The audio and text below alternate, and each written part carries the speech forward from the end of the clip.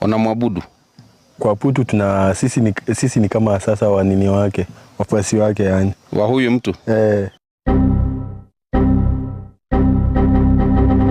Mtu ama Mungu?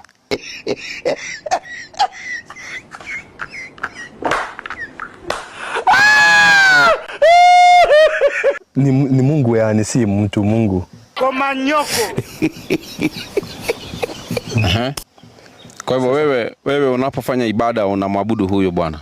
Sasa unajua mimi nilimjua 2015 nikijua kweli anaabudu yeye ni Mungu yani. Hiyo bangi unavuta na sababu yeye anasema anatumia bangi. Amewahi kukupea bangi? Kwa nini ninyimwe?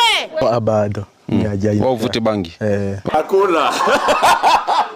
Uko sawa kabisa? Uko sawa. Na unatumia maziwa? Maziwa na kunywanga. Sio ndio na maintain ndio. Na ukisoma Biblia nakwambia Mungu ni mtu ambaye anakula na kulala ovyo ovyo.